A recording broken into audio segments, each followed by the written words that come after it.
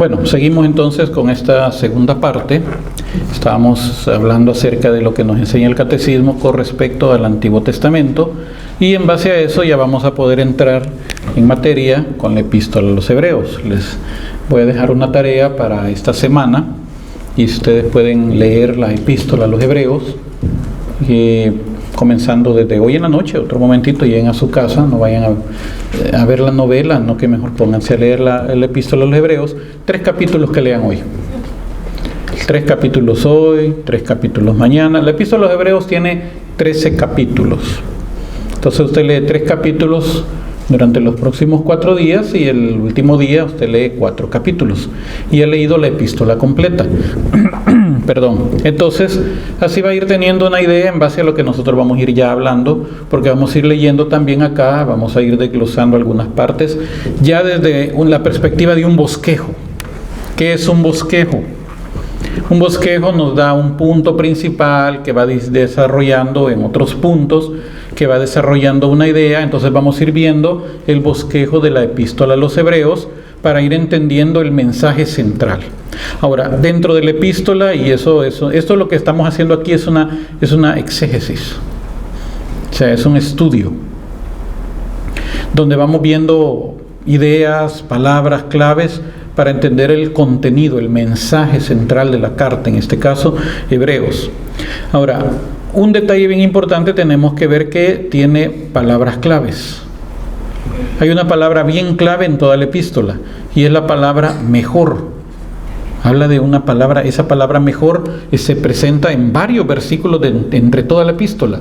Por ejemplo, mejor esperanza. Hebreos capítulo 7, versículo 19. Nos está hablando de una mejor esperanza. Hebreos 7, 19 dice: porque la ley no llevó nada a la perfección.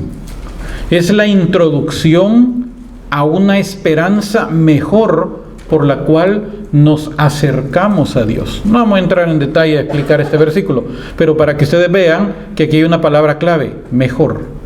La ley no llevó nada a la perfección, es la introducción a una esperanza mejor. Hay una mejor alianza. Capítulo 7, versículo 22. Por eso de una mejor alianza resultó fiador Jesús, una mejor alianza. Ya vimos que hay una mejor esperanza, ahora nos está hablando de una mejor alianza. También nos habla de un mejor ministerio y mejores promesas. Capítulo 8, versículo 6. Capítulo 8, versículo 6 dice: ahora bien, Él ha obtenido un ministerio tanto mejor cuanto es mediador de una alianza mejor, como fundada en promesas mejores. O sea, si se fija, la palabra mejor es bien clave en esta carta. Está hablando de algo mejor todavía. Ahora, ¿qué quiere decir mejor? ¿Quiere decir que lo anterior era peor? No, hay que entender que no siempre cuando hablamos de algo mejor quiere decir que lo anterior era peor. No, tenemos que entender que entre algo bueno, esto es mejor. La ley es buena, porque así dice San Pablo, la ley es buena, el mandamiento es santo, justo, pero ahora estamos hablando de algo mejor, mejor que lo anterior. Aquello es bueno, pero esto es mejor. Mejor riquezas y más duraderas. Mejores riquezas. Capítulo 10, versículo 34.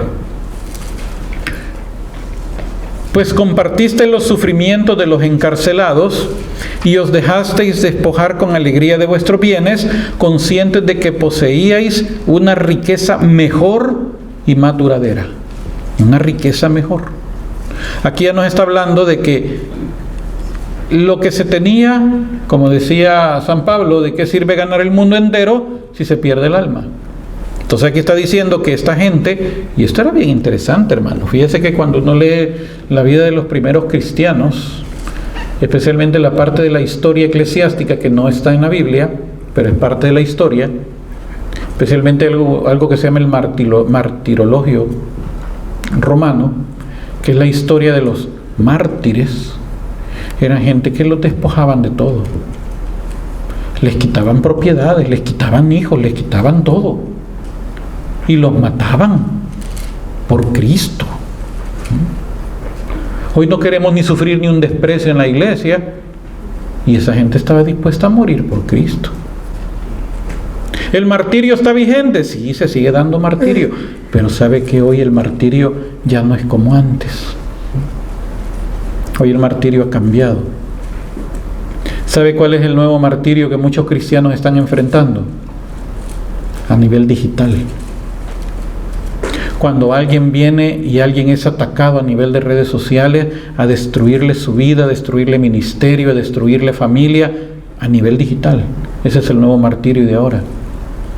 Entonces estos cristianos del primer siglo, ellos estaban dispuestos a entregar todo por Cristo. Entonces ellos lo hacían porque estaban seguros de poseían una riqueza mejor y más duradera. También habla de una mejor resurrección.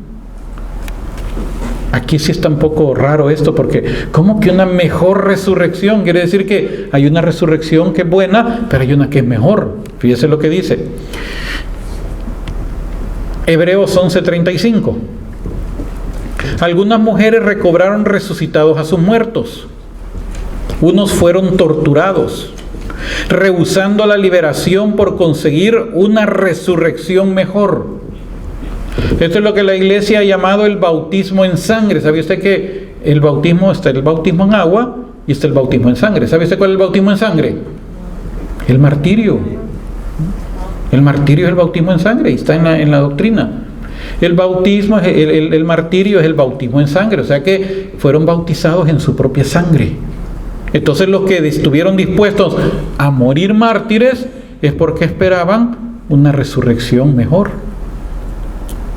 Porque la muerte mártir ante los ojos de Dios tiene más mérito. Ahora aquí viene algo bien interesante. ¿Sabía usted que todos nosotros, por nuestro bautismo y la confirmación, todos nosotros debemos de ser mártires? Porque cuando Jesús dijo, vendrá sobre ustedes el Espíritu y serán mis testigos, dice la Biblia. Serán mis testigos.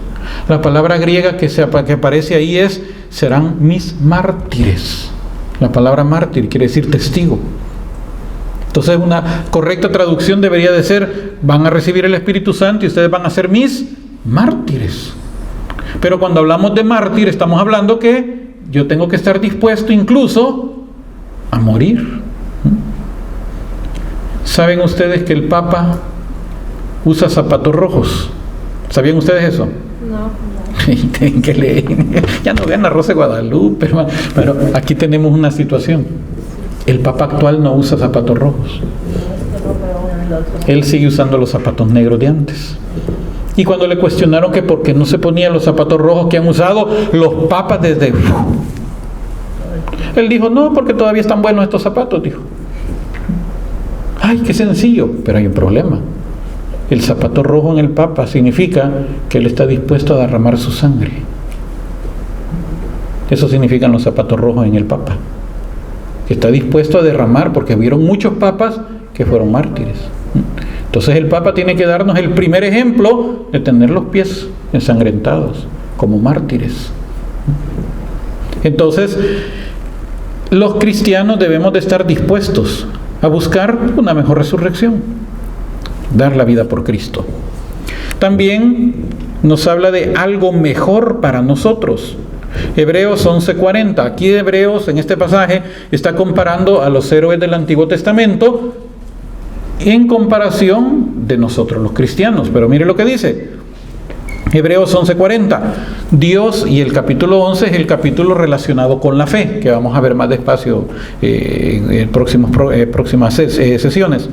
Hebreos 11:40 dice, Dios tenía dispuesto algo mejor para nosotros, de modo que no llegaran ellos sin nosotros a la perfección. Tenía algo mejor para nosotros.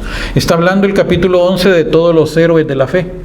Abraham, David y todos los que menciona el capítulo 11, pero está diciendo acá que Dios tenía dispuesto algo mejor para nosotros, para que no solamente ellos llegaran a la perfección, también nosotros.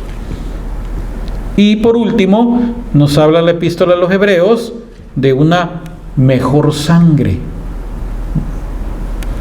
Capítulo 12, versículo 24.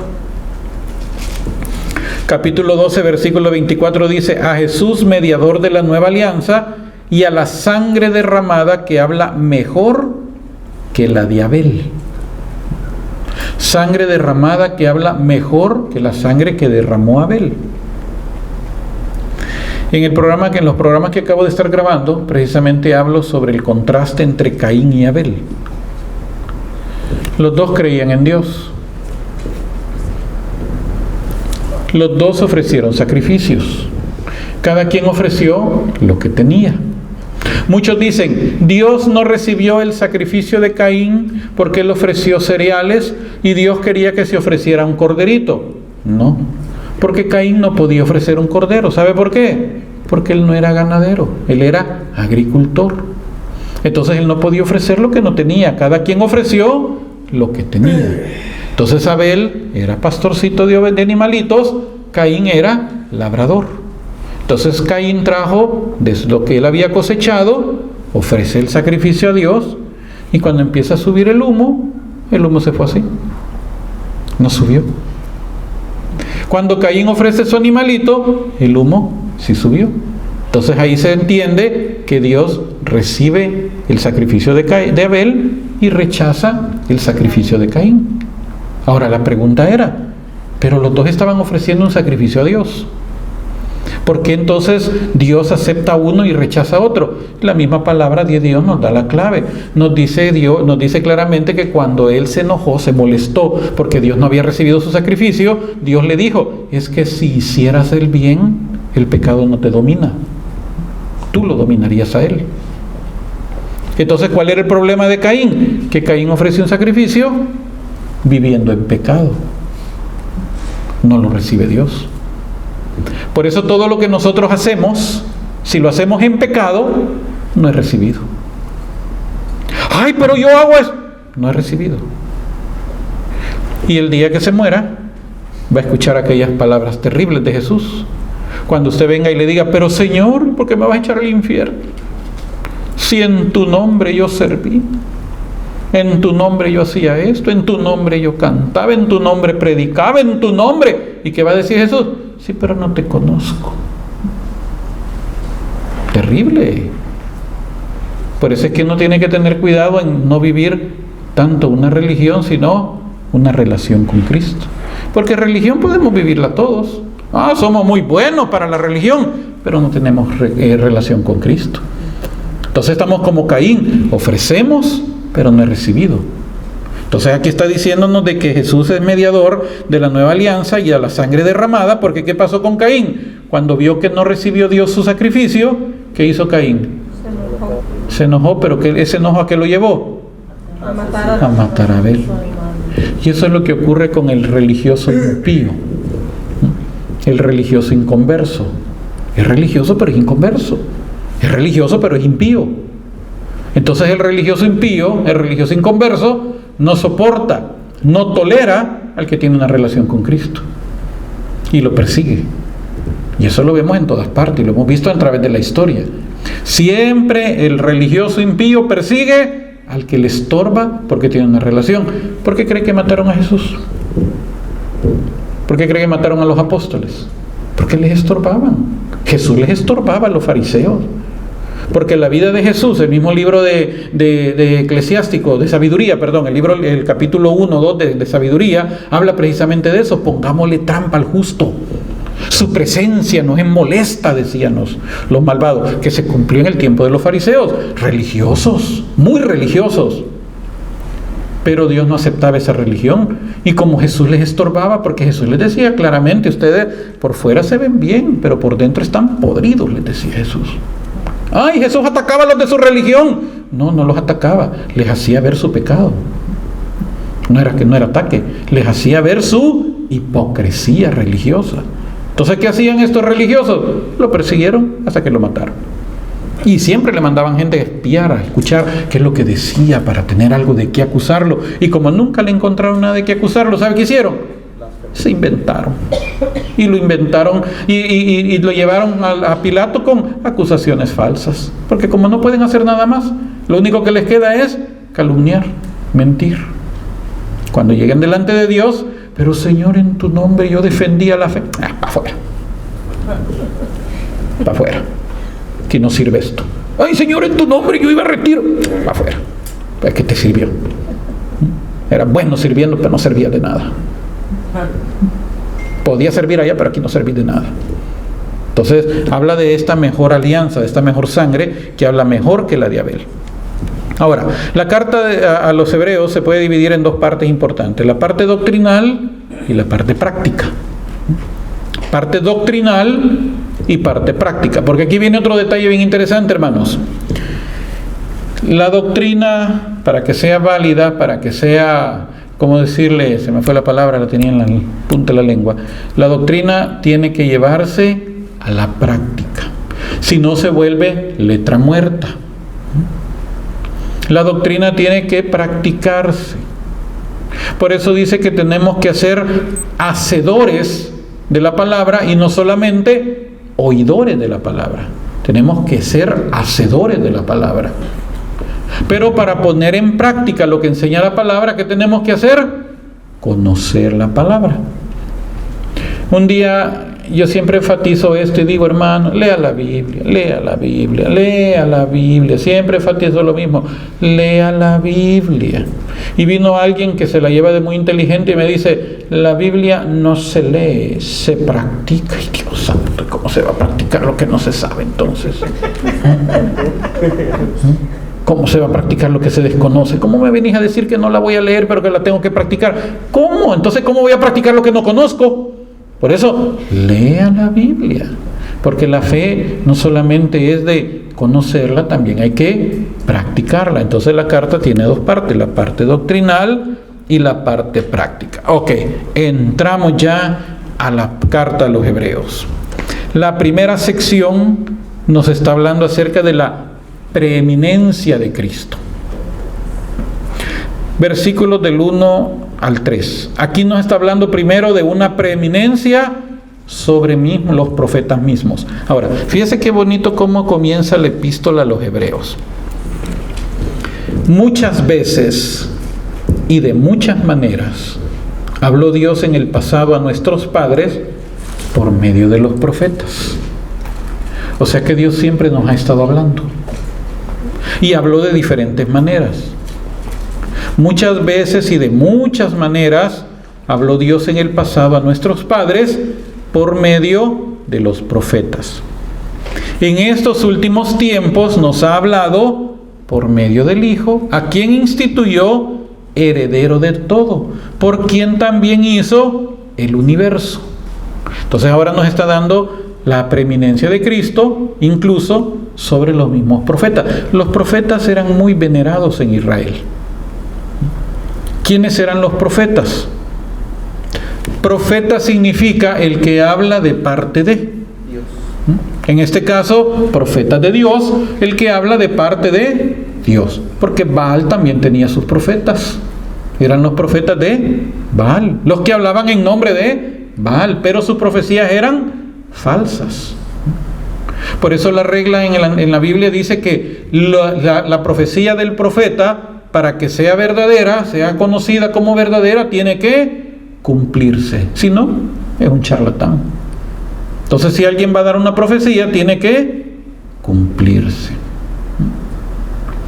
Había un charlatán que decía que él era Jesucristo hombre, no sé, hace muchos años. Ahora, no sé qué le pasó, dicen que se murió. Pero resulta que la mujer de él aparece diciendo que, oye, ella es Jesucristo porque Jesucristo era mujer. O sea, gente loca. Pero la cosa es que este charlatán iba a llegar al Salvador. Entonces vino el Ministerio de Gobernación y le prohibió la entrada, dijo que no entraba. Y la cosa es que este tipo ya había entrado varias veces. Mi esposa lo conoció. Fíjese que cuando él entraba tenía un ejército de jovencitos. Toda la gente que lo seguía a él, que decía que era, le decía, fíjese que cuando iba a entrar en ese hotel, mi esposa estaba en ese hotel, cuando estaba pues el séquito ahí, habían hecho una valla de jovencitos, como que eran cadetillos todos bien erguiditos. Y él saludaban así, yo no sé por qué saludaban así. Pero la cosa es que cuando él entró, se cuadraron, como que eran militares, le hicieron así, y todos al unísono gritaron, ¡Abba Padre! Gritaron cuando él entró. Abba Padre es un término que se le da solo a Dios, pero ellos consideraban que Él era Dios, pero ya se les murió el Dios. Pero la cosa es de que vino el Ministerio de Gobernación y dijo que no volvía a entrar El Salvador. Entonces vino él y dijo que le iba a mandar un castigo, como Él es Dios, Él era Jesucristo, le iba a mandar un castigo al Salvador y le iba a mandar un gran terremoto que lo iba a destruir. Desde el año 2001 no han habido terremotos. Y si hablamos de terremoto destructor, el más fuerte que pasó fue el 10 de octubre del año 86, hace 33 años, que ese sí fue terrible, ese terremoto, terrible. Pero desde entonces no ha pasado nada. Entonces, ¿qué pasó? Ya se murió. ¿Y su profecía? No se cumplió. Pero cuando yo escuché la profecía de él diciendo que iba a mandar un gran terremoto, a mi risa me dio. Terremoto en El Salvador. Si nosotros en El Salvador es conocido como el Valle de las Hamacas. ¿Sabe por qué? Porque ahí tiembla todos los días, hermano. Todos los días tiembla. Por eso se llama el Valle de las Hamacas, porque está moviendo así ese pedacito de tierra, así se mueve a cada rato. Es más, si llega a temblar, yo ya sé, ese fue de 4, ese fue de 5, ya uno es experto en saber la magnitud del temblor, porque uno ha vivido en temblores toda la vida. Entonces, que mande un terremoto, si eso lo tenemos todo el tiempo, de cada rato tiembla. Pero si él hubiera dicho, les voy a mandar una nevada que les va a congelar todo, ahí sí era de pensarlo, porque eso nunca ha pasado en El Salvador. Pero terremotos, a cada rato pasa, y no pasó. Por eso dice claramente la Biblia que para que un profeta sea acreditado como profeta verdadero, tiene que cumplirse lo que él dice. Entonces, los profetas eran venerados por los judíos, por los hebreos. Pero Jesús les reprocha algo a los judíos con respecto a los profetas. ¿Qué es lo que hacían los profetas? Se paraban y les decían, arrepiéntanse, conviértanse, dejen sus malos caminos. Cuando yo empezaba a estudiar teología en la universidad, una viejitía de mi congregación me dijo, ay hermanito, ¿usted qué se va a meter en ese lío? Me dijo, así me dijo la viejita, de ser pastor, me dijo. Póngase a leer el libro de Jeremías, oye, y siempre acuérdese del libro de Jeremías. Bueno, cuando me dijo eso, lo empecé a leer, a ver. No, hombre, cabal, todo lo que le pasó a Jeremías. Lo único que no han logrado ahorita es echarme en una cisterna, porque no han hallado cisterna cerca para echarme. Pero qué cosas no han dicho. Lo mismo que hicieron con Jeremías, lo acusaron, lo azotaron, lo denigraron, lo terminaron echando y, de acuerdo a la tradición judía, lo terminaron matando al final. Y por eso dijo Jesús, ¿a qué profeta no mataron ustedes? Les dijo Jesús. Y ustedes adornan los sepulcros de los profetas y ustedes dicen, si hubiéramos vivido en el tiempo de ellos, no los hubiéramos matado. Y les dice Jesús, si ustedes son iguales a sus papás, si sus papás los mataron y ustedes están haciéndole los sepulcros, les dijo. Son igualitos, les dijo. Pero los judíos le tenían una gran veneración a los profetas, pero los mataron. Y siempre ha sido lo mismo. Por eso dice la Escritura, les dijo Jesús, les voy a mandar profetas y a unos los van a matar, a otros los van a apedrear. Y se ha cumplido. Entonces aquí ahora está diciendo Hebreos, que Dios habló de muchas maneras en el pasado a nuestros padres por medio de los profetas. Pero en estos últimos tiempos nos ha hablado por medio del Hijo, a quien instituyó heredero de todo y por quien también hizo el universo. Pero el versículo 3 es un versículo bien clave para entender la divinidad de Cristo. La secta conocida como Testigos de Jehová, ellos niegan la divinidad de Cristo. Ellos dicen que Jesús no es Dios.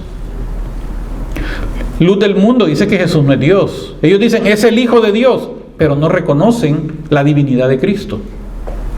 Entonces estas sectas dicen que Jesús realmente no es Dios.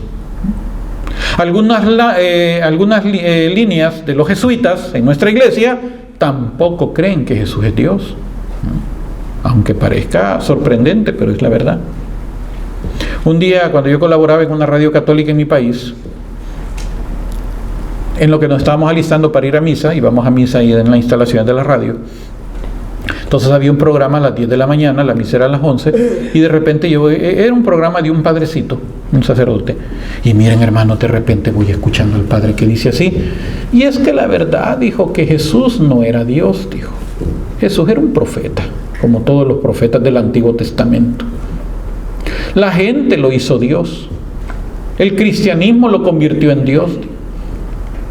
porque lo llegaron a amar tanto y a venerar tanto que lo convirtieron en Dios. Pero él no era Dios, él era un profeta como cualquiera, un profeta que tuvo el valor de enfrentarse al poder político, al poder económico, al poder religioso de su época, a la oligarquía. O sea, ya cuando él empezó a decir oligarquía, poder político y al imperialismo y todo eso, ya sé por qué línea va dije yo. Y empecé, y cuando escuché eso, y es así que Jesús realmente no era Dios. Yo le hablé a la directora de programación y le dije, mira hermana, oiga lo que está diciendo el Padre. ¿Y qué está diciendo? Ya ni siquiera estaba oyendo el programa y estaba en la radio. Oiga, está diciendo que Jesús no es Dios, que Jesús era un profeta, que la gente lo hizo Dios. Cuando terminó el programa, ella fue a oír la grabación, porque todos los programas eran grabados, y escuchó eso. Y le dijo al director, al padre director. Entonces cuando ya después de misa, él ya había escuchado la grabación, él me llama y me dice, estoy en un gran problema, me dijo. Escuché la grabación, me dijo. Y el problema que yo tengo es, ¿cómo le hago? Me dijo. Porque no lo puedo sacar de la radio, me dijo. Porque él es uno de los que más dinero le da a la radio, me dijo. ¿Y cómo le hago? Me dijo. ¿Cómo le hace, padre? Hable con él, le dije yo.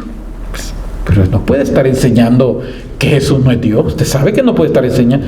Bueno, la cosa es que hablaron con él, se calmó como unos 4 programas, pero después al 5.º programa volvió a lo mismo. Jesús no es Dios. Entonces ese día me llama el padre y me dice, vamos a hacer una cosa, ya sé cómo vamos a hacer, me dijo. Organízate una escuelita de teología, me dijo, y la vamos a transmitir a las 10 de la mañana aquí en la radio. La gente que venga antes de misa, pues que reciba las clases de teología, y le voy a decir al padre que vamos a empezar una escuela de teología aquí en la radio, y así me lo sacudo, me dijo. Y así hizo el padre. Formamos una escuela de teología, que a las 10 de la mañana dábamos la clase ahí en la radio, y ya después nos quedábamos a misa, y así nos libramos. Pero esta corriente de teología viene de los jesuitas, de una gran rama de los jesuitas. Por ejemplo, hay un sacerdote jesuita en mi país que se llama John Sobrino. John Sobrino es profesor de la Universidad Centroamericana, conocida como UC en mi país, pero John Sobrino, sacerdote jesuita, él escribió un libro que se llama El Jesús Histórico. En ese libro dice exactamente lo mismo que este padrecito estaba diciendo, que Jesús no es Dios, que Jesús era un profeta, que la gente lo volvió Dios. Cuando el prefecto para la congregación, el prefecto de la congregación para la doctrina de la fe, que hace siglos se llamaba Inquisición o Santo Oficio, pues se llama Congregación para la Doctrina de la Fe, el prefecto de esa época, el cardenal Joseph Ratzinger, le dijo a este padre John Sobrino que se retractara o lo excomulgaba. Y le dio su advertencia, pero no se retractó. Cuando llegó a Papa, ahí en las páginas del periódico, el Diario de Hoy, la prensa gráfica, página completa, vino la carta a través de la anunciatura ya del Papa Benedicto XVI, en donde se le ordenaba a este padre Sobrino que se retractara de lo que decía, que se recluyera en un monasterio o en una casa de retiro a orar y reflexionar sobre la divinidad de Cristo, o si no, iba a ser excomulgado. Desapareció. Y le prohibían celebrar misa, le prohibían enseñar en la universidad, desapareció. Pero todos conocemos la historia de Benedicto, ¿verdad? Que se retiró. En casi 900 años, no me acuerdo cuánto tiempo, es el segundo papa en la historia que renuncia. Entonces vino el papa actual. Y a los pocos meses de estar el Papa Francisco, ya apareció John Sobrino y anda otra vez ahí para arriba y para abajo diciendo que Jesús no es Dios. Ya quedó el asunto así, contaminando la fe de mucha gente. Entonces el versículo 3 aquí nos está hablando claramente de la divinidad de Cristo. Si usted lee este pasaje en una Biblia de estos señores, vamos a ver si la podemos encontrar aquí, se llama Traducción del Nuevo Mundo de las Sagradas Escrituras. Así se llama la versión de esta gente, Testigos de Jehová, que se puede leer en línea. Aquí está, en la página de ellos. Definitivamente este pasaje tiene que haber sido manipulado.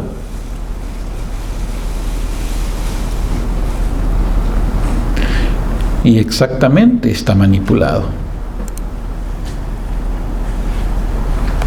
Aunque tiene una nota bien clara aquí. Dice, versículo 3, el cual, refiriéndose a Cristo, siendo el resplandor de su gloria, o sea, resplandor de la gloria de Dios, e impronta de su sustancia. ¿Qué quiere decir impronta? Imagen. ¿Imagen de qué? De la sustancia. Imagen de la sustancia ¿de quién? De Dios.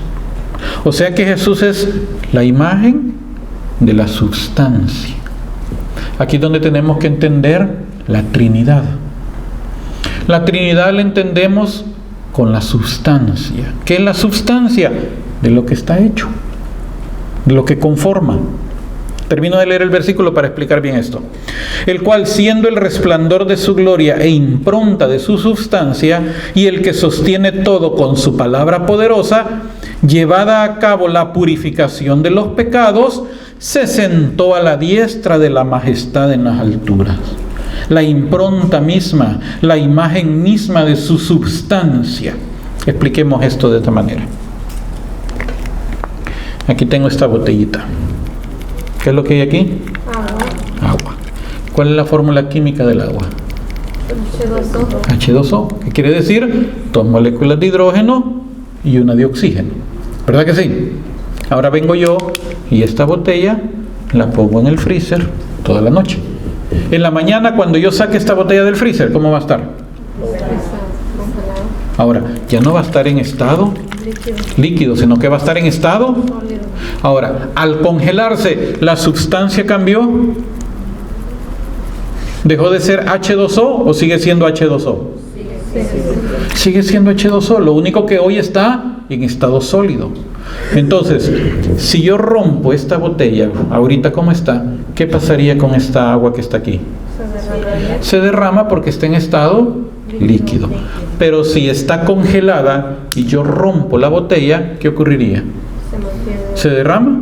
No, al contrario, toma la forma del recipiente.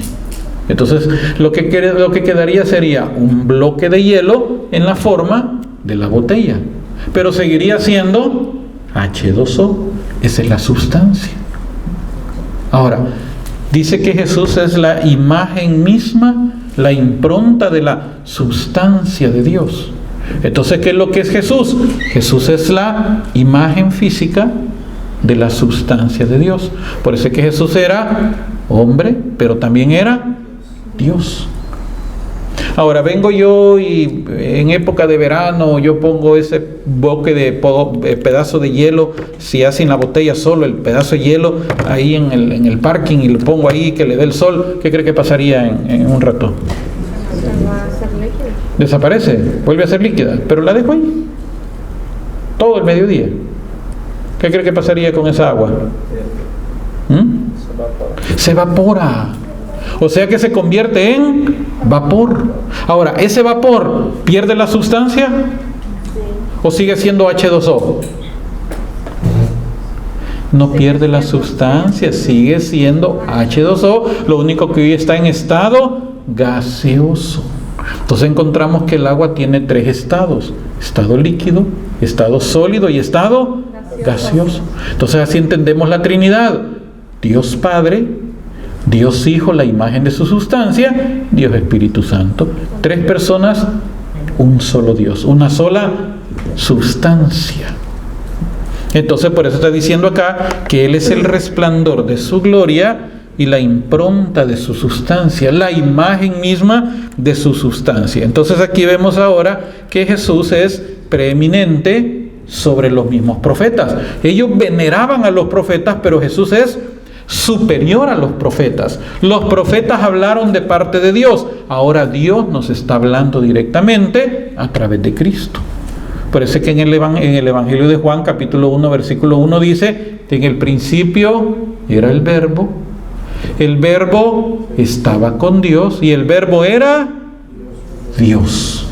No un Dios como dicen los testigos de Jehová. El Verbo era Dios. Y el Verbo que era Dios, el Verbo se hizo carne. O sea que Dios se hizo carne y habitó entre nosotros. Entonces Jesús es ahora superior a los mismos profetas, pero su preeminencia va más allá de los mismos profetas. Ahora su preeminencia es incluso sobre los ángeles. Y aquí hay un misterio bien interesante. Versículo 4. Versículo 4. Con una superioridad sobre los ángeles, tanto mayor cuanto más excelente es el nombre que ha heredado. Superioridad sobre los ángeles. Pero la Biblia me habla de otra cosa. En el Salmo 8 dice: ¿qué es el hombre para que te acuerdes de él? El hijo del hombre para que lo visites, dice el Salmo 8. Lo hiciste un poco inferior a los ángeles. Salmo 8. Entonces, ¿qué significa eso? Que nosotros los seres humanos hemos sido creados un poco inferior a los ángeles. Pero dice el Salmo 8, pero nos coronó de gloria y honor. Entonces aquí viene un contraste, porque cuando Dios crea los espíritus, los ángeles, como le llamamos, pero realmente son espíritus, cuando Dios crea los espíritus, los creó con su palabra. Pero cuando Dios crea al hombre, al ser humano, lo hace con sus manos, pero lo hace de la tierra. O sea que aquí ya estamos hablando que Dios nos ha limitado, nos ha hecho inferiores a los ángeles. Los ángeles son espíritu, un espíritu atraviesa una pared sin problema. Inténtelo usted y me cuenta cómo le va. No se puede. Un espíritu puede estar aquí, puede estar en su pueblo, en su aldea, en un pestañear. Nosotros no podemos hacer eso. Hay que invertir horas para trasladarnos de un lugar a otro. Entonces nosotros hemos sido limitados. Dios nos hizo seres limitados, pero tenemos una ventaja que no tienen los espíritus. Los espíritus fueron creados con la palabra de Dios. Nosotros fuimos creados con las manos de Dios, pero nos sopló de su espíritu. Algo que no tienen las demás criaturas. Tenemos espíritu. Las demás criaturas no tienen espíritu. Nosotros tenemos espíritu. Neuma, ruach en hebreo. O sea que tenemos una parte de Dios en nosotros. Pero dice el Salmo que nos hizo inferior a los ángeles. Ahora viene Dios en su designio secreto. Él viene y tiene preparado que Él tenía que hacerse semejante a nosotros. Entonces Él se despoja de su gloria. Él podía haber creado su propio cuerpo, Él había podido crear su propia sangre para redimirnos, pero no nos hubiera servido su sacrificio si Él hubiera creado su propia sangre, su propio cuerpo, porque para redimirnos tenía que ser de la misma naturaleza nuestra, o sea, hijo de Adán. Ahora, Él no podía ser un hijo de Adán, porque todos los hijos de Adán nacen con pecado. Entonces, para poder ser semejante a nosotros, Él tenía que preparar a la mujer donde Él iba a entrar, ahí estamos hablando de la Inmaculada Concepción, para que el cuerpo de ella no tuviera pecado y de esa manera poder tomar de ella la naturaleza humana sin pecado y de esa manera Dios poder hacerse como nosotros.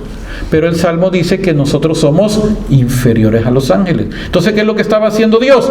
Dice San Pablo que se despojó de sí mismo. Se anonadó, se rebajó, dice San Pablo. Siendo Dios, no tomó en cuenta el ser igual a Dios, sino que se rebajó a ser incluso inferior a los mismos ángeles que Él había creado, a convertirse en un hijo de Adán. Pero aquí viene el misterio, el designio secreto, que a pesar de todo eso, Él tenía una superioridad sobre los ángeles. Por eso es que viene Luzbel, viene Satán y lo tienta, porque Él se había rebajado a un ser inferior a Él y lo tienta en esa parte humana y lo tienta con la misma palabra de Él. ¿Y qué fue lo que hizo Jesús?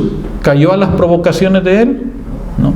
Entonces, cuando Él como humano pudo vencerlo, nos dio la facultad a nosotros los seres humanos de vencerlo. Entonces no podemos caer a no ser que nosotros querramos caer. Él ya no tiene autoridad, ya no tiene poder sobre nosotros. Él le quitó la autoridad a Satanás en el momento que Él se hizo igual que nosotros. Y en esa humanidad Él nos redimió. Pero era necesario que Él se engendrara. Por eso en el credo decimos engendrado, no creado. Si Él se crea a sí mismo, no nos sirve. Por eso Él tenía que engendrarse.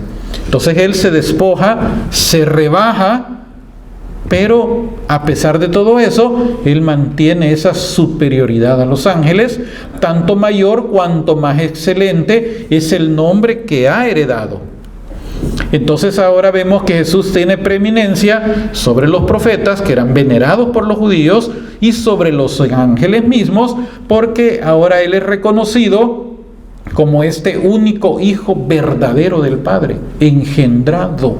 De ahí viene la palabra unigénito, que es donde algunos se equivocan, que creen que unigénito significa único. Miren lo que dice el versículo 5 de Hebreos, capítulo 1.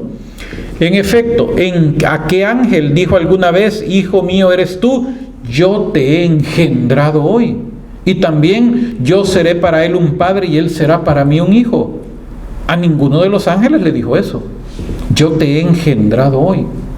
Ahora, cuando dice la palabra de Dios que Jesús es el unigénito del Padre, entonces vienen los que no son católicos y dicen, María tuvo más hijos porque Jesús era el primogénito, quiere decir el primero de muchos. Ok. Para el judío, primogénito no era el primero de muchos, era simplemente el primero. O sea que antes de él no había otro. Entonces antes de Jesús, ¿qué hijos tenía María? Ninguno. Entonces, para el judío era el primogénito, o sea que antes de él no había nadie. Y no necesariamente significa que después de él hubieron más. Simplemente antes de él no había nadie. Pero dicen, y es el unigénito de Dios.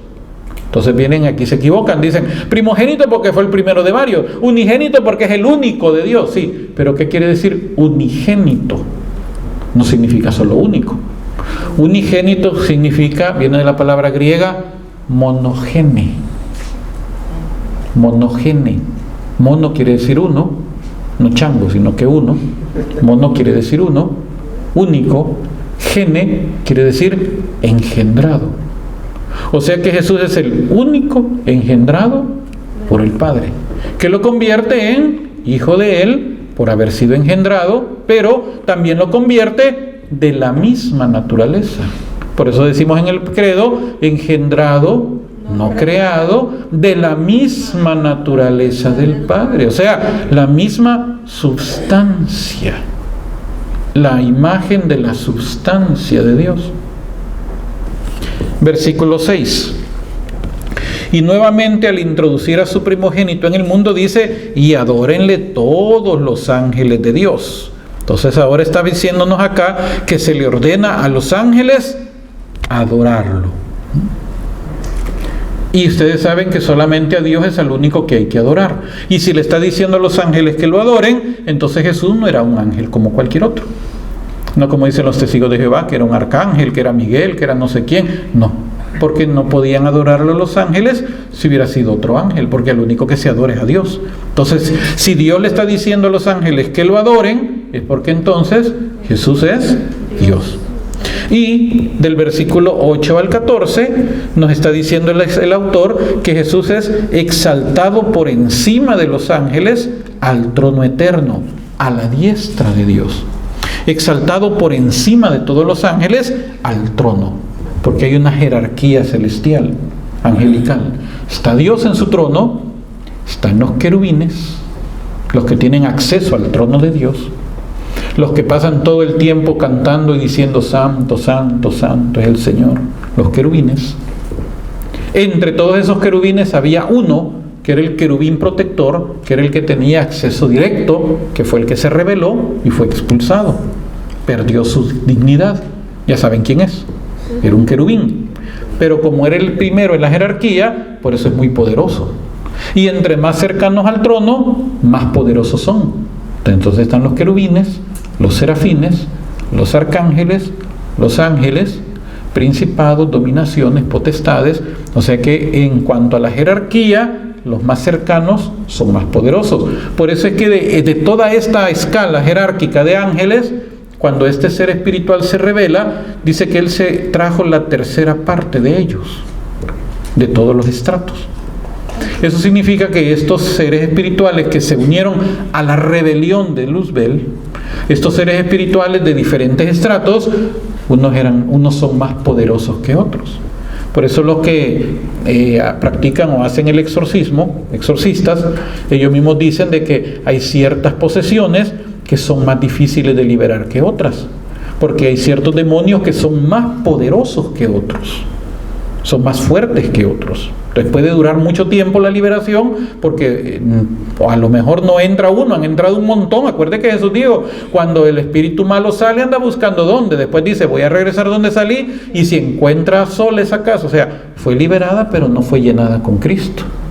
Entonces la casa está sola. Entonces, ¿qué hace?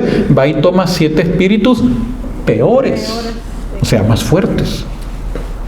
Entonces ahora le está diciendo a los ángeles que lo adoren. Versículo 8 al 14. Pero del Hijo de los ángeles dice, versículo 7, hace de los vientos sus ángeles. La palabra espíritu quiere decir viento. Ángel quiere decir mensajero.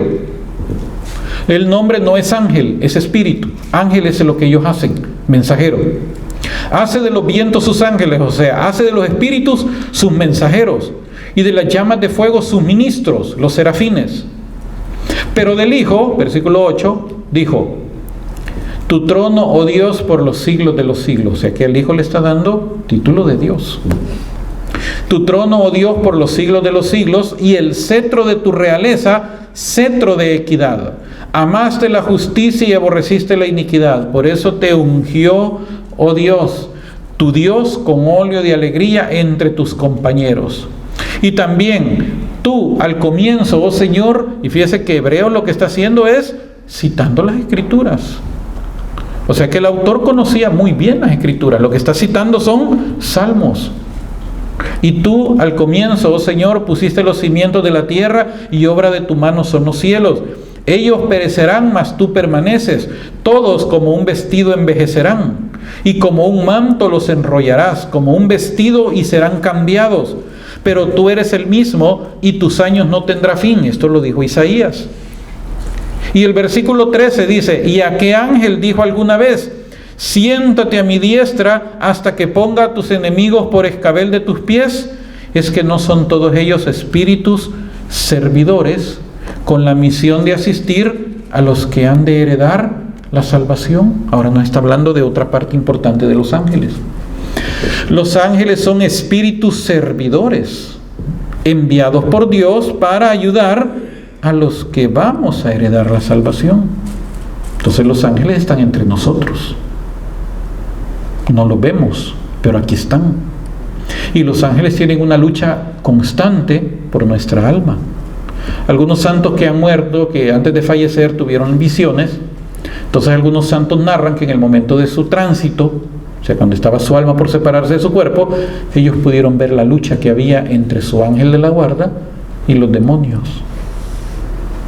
Porque el diablo, a la hora de nuestra muerte, por eso en el Ave María decimos, ruega por nosotros ahora y en la hora de nuestra muerte. Porque el diablo quiere reclamar el derecho que tiene sobre nosotros, hermano. Aún en el último instante, en el último suspiro nuestro, en el último aliento, él todavía quiere llevarse nuestra alma, porque le pertenece, porque Adán decidió regalársela. Ahora, como Cristo nos liberó, Cristo pagó el precio, ahora ya no estamos bajo la esclavitud de Él, somos esclavos de Cristo. Pero Él, hasta en el último aliento de nuestra vida, Él quiere reclamar el derecho que tiene sobre nuestra alma. Entonces estos santos miraban esa lucha cuando estaban los demonios luchando, queriendo llevarse esa alma que estaba por salir, y los ángeles estaban custodiando esa alma para llevársela a Dios. Por eso dice aquí que son espíritus servidores con la misión de asistir a los que han de heredar la salvación. O sea que nosotros estamos en una lucha espiritual y no la vemos, hermano. El bien y el mal. El demonio queriéndonos quitar la salvación y los ángeles protegiéndonos. Por eso es que cuando nacemos, en el momento de nuestra concepción, en ese instante Dios nos asigna un ángel de la guarda. Pobrecito mi ángel de la guarda. Yo sé que cuando lo vea me va a decir, ay, cuando me dijeron que te iba a cuidar a vos, no. Pero bueno. Pero una vez leí algo que dijo, y sí me impresionó mucho, y decía, ¿y no te da vergüenza llevar a tu ángel de la guarda a los lugares donde has ido? Porque él anda con nosotros. Ahora imagínese los lugares que usted ha ido, o cómo lo ha visto a usted, cómo me ha visto a mí. No nos da vergüenza. A mí me da vergüenza. Cuando yo ya me reflexioné sobre eso, yo dije, la verdad que tiene razón, qué vergüenza, qué cara. Cuando vea a mi ángel de la guarda ya y diga, no hombre, qué vergüenza, sí, hombre, ¿dónde anduve? ¿Y dónde lo llevé? Porque él andaba conmigo. Y San José María Escrivá, el fundador del Opus Dei, él tenía una costumbre bien bonita.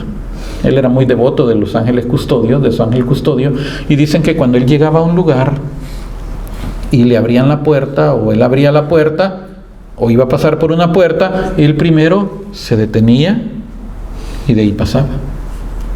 Y cuando iba a salir él, primero se detenía y de ahí pasaba. Hasta que un día le preguntaron, padre, ¿y usted por qué cuando va a pasar por una puerta primero se detiene y luego pasa? Y él decía, porque primero le estoy dando el pase a mi ángel de la guarda, después paso yo. Como una señal de cortesía. Pero fíjese qué interesante, la palabra de Dios nos dice que los ángeles son servidores, espíritus servidores, con la misión de asistir a los que han de heredar la salvación. Pero estos ángeles, ¿qué es lo que tienen que hacer? Adorar a Cristo. A Cristo. Porque Él es, a pesar que fue creado como ser humano, se engendró, se despojó, se anonadó para ser semejante a nosotros, se hizo inferior, pero con todo heredó un mejor nombre. Por eso es que ahora le dice Dios a los ángeles, tienen que adorarlo. Amén. Amén. Terminamos aquí, hermanitos, y con la ayuda del Señor seguimos mañana. Amén. Muchas gracias, Dios los bendiga.